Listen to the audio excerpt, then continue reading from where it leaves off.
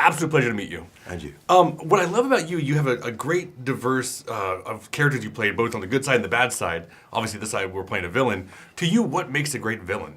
I think you have to be genuinely scared of him. You have to genuinely believe that he is gonna or she gonna cause trouble for the hero.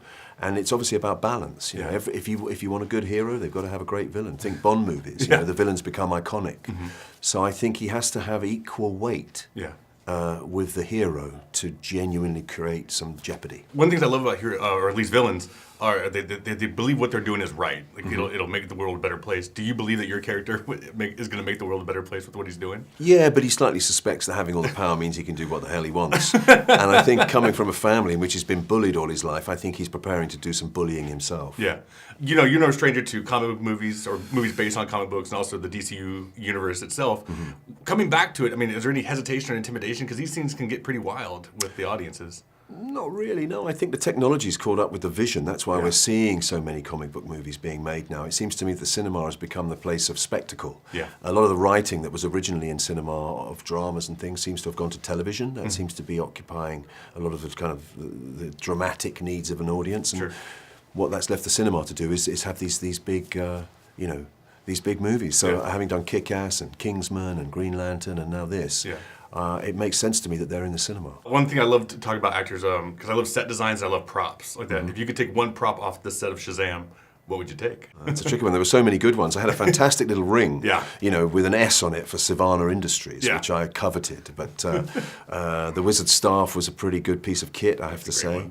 The Batarang would have been a good one to keep. So there were tons of things, because David, the director, he knows the world of this world and the world of comic books. And I think he put tons of little bits and pieces in there just for the fan. I saw, because I'm a geek myself, and so I saw some Easter eggs in there. Yeah. And I'll say that without ruining much, you have a prison mate. Kinda, without saying much. Is there any Easter eggs in that movie that people should look out for that you liked? Oh, there's tons. I mean, you know, I love the moment where Batman and Superman are fighting at exactly the same moment that Savannah and Shazam come together, and the little boy literally is playing in his room, and then it happens right outside his window. You know, there are little DC Easter eggs all over the place, and, you know, hang on for the credits, because there's a couple of good little sequences at the end. All the way to the end. Yeah. Going back to, you know, comic book movies based on comic books, for you, do you go read source material, or do you just kind of stick to the script? You have to know the source material. I think fans love this stuff so much that you have to kind of do it justice. I do remember actually with Sinestro, there was a plan to make him look very different from how he is in the comics. And I put my foot down and said, no, we got to do the guy in the comics. And that's actually why I did the job. I thought if you could make him look like he does in the comics, it would be incredible on screen. They had ideas to give him a ponytail and make him a kind of Maori type warrior.